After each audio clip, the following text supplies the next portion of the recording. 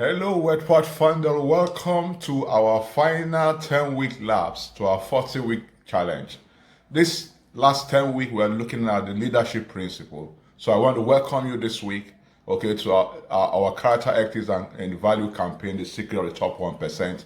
And we're starting with the last lab, which is the leadership principle. And we're looking at pressure today. We're looking at pressure. So what do I mean by pressure?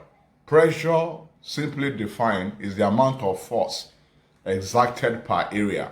Amount of force, So in this case, the area is you and I. So pressure is the amount of force exacted on us from outside, from within, amount of force exacted in us. So you feel pressure when something presses on you, whether they are physical forces or demanding situations in our environment. So you feel pressure when something presses on you. For us to understand what it is to feel pressure, we want to differentiate it from what it is feeling stress. So what is stress, if I might ask? Stress is the body's reaction to any changes that requires an adjustment or a response. How our body reacts to any changes that require what? Require adjustment, require response. So the body reacts to these changes with physical, mental, and emotional responses. So stress can be, physical response, mental response, emotional responses. So stress is normal to life. We all face stress all the time. Some amount of stress is normal. So you can experience stress from your environment, from your body, and from your thought. So the same situation that causes you to feel pressured can also cause you to feel stressed. So what's the difference? So let me share a story with you, okay, that help us illustrate what the difference. At the time I was involved, in a project, it was a real estate project, quite some expanse of land, that we needed to develop. So I was working with two surveyors. One is around 40-year-old, another one about over 65.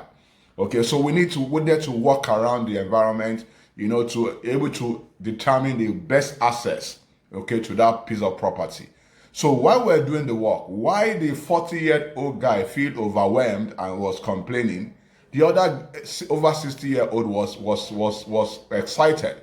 And the question is, why was one excited? The same event, the same circumstances. One person is excited, the other person is overwhelmed, the other person is stressed. What was the issue? The issue was that the 65-year-old guy saw the exercise, saw the moving around as an exercise, to exercise his body. So he could see that this is good for his health. But the other guy, didn't see that like that. He sees that stress, sees that overwhelming. He sees that something is not willing to do, but he's doing it out of obligation. So one circumstances leads to somebody feel pressured, but felt good about it. The other one feel frustrated, feel stressed. The same situation. So that tells we can see the difference between being pressured and experiencing stress. Yet, in many ways, they are similar. Stress comes from having an overload or being trapped or pushed into a corner. We can't see the end of the tunnel. We don't see the light, but we can't also go back. So in this case of this 40-year surveyor, he felt that the work was on overload. He felt trapped in an assignment. He cannot see the light. He can't see a vision of what is good about it. He was not even considering the money was going to be paid. So he see that too much of work. In other words, he has no vision of any good thing coming out of working around that area. Sometimes in business it's like that. We start something that we may not know whether it will work, but the consequences of quitting are greater than going ahead. That creates stress. So you get a situation, it's not working, and you can't go back. Because when you go back, what happens? The consequences, what you stand to lose by going out back, is much more than what you can gain by pushing ahead. So you are stuck, and that causes stress. Stress is hard on our body, so it's not a good thing, and it can be counterproductive. It can produce health issues. It can produce trouble sleeping. It can produce, make us have negative outlook and leave us exhausted. But pressure, on the other hand, is more of a choice, a deliberate choice you make when you are actively seeking to accomplish something. So pressure, it becomes deliberate. You decide to put yourself in that situation. So pressure stretches you, it challenges you and takes you to a higher level. Why? Because you are the one that is making the decision. For example, in sport people push themselves to their maximum capacity in order to win, because they want to win. The same thing applies in business. In business, we set great goals, we plan, we work, okay, we coordinate our effort, we maximize resources so that we can attain success. These are deliberate effort. You choose to put yourself in the challenge because of what you want to get. That's where pressure comes in. We deliberately put ourselves, okay, under pressure, okay, and we put others also under pressure because we want to obtain, we want to do something valuable. My mentor, Jim Rohn, okay, told me at the time, he said, set big goals to become multi-millionaire in dollars, not because of the money, but because of what it will make of me to achieve it. The knowledge I will have about people, okay, all right, the knowledge about the marketplace, the stretching to learn, to know new people, to meet new people, the sleepless night of seeking, knocking, overcoming doubts, overcoming fears, overcoming limiting beliefs, mastering my psychology, optimizing my environment, strategizing actions. These are the things that makes, okay, something. So he says, look, the reason for the big goal is not because you want to make the money. He said the money can disappear. He said, but like it is for what it will make of you in attempting to become a millionaire. He said the money can develop with, the money can fly, but what you become is more important. The character that you develop, okay, the person you become, the capacity that you develop. Okay, so that's what pressure does for us. So stress is hard on our body and it's counterproductive, but pressure makes us. We go through them to become stronger, we build capacity, we develop character, we learn values and ethics, and we turn to become better people. So why is pressure a leadership principle? Why are we looking at pressure as a leadership principle? Basically, there are two types of leaders, and I want also to use it to illustrate the difference between pressure and stress. We have proactive leaders and we have reactive leaders, okay? And both of them faces pressure. But what is the difference? A proactive leader looks ahead. He can see the vision. He can see where it's going to, okay?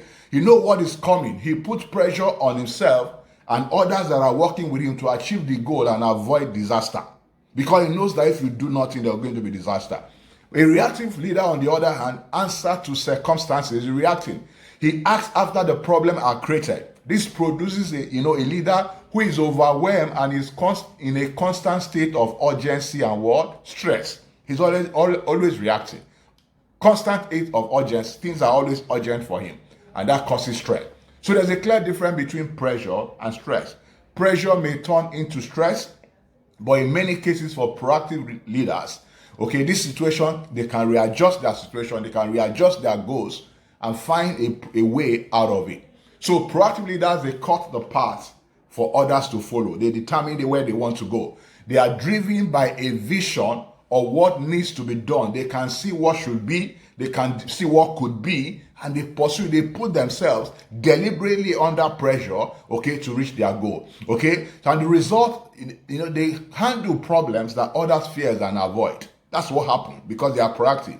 They see the problem, they see what is behind the problem, they face it, they handle it. They dare to do what others cannot do. They will run when others quit, okay? Walk while others play and are asleep, and walk where others are afraid. So they face their fear. They live under constant pressure by choice.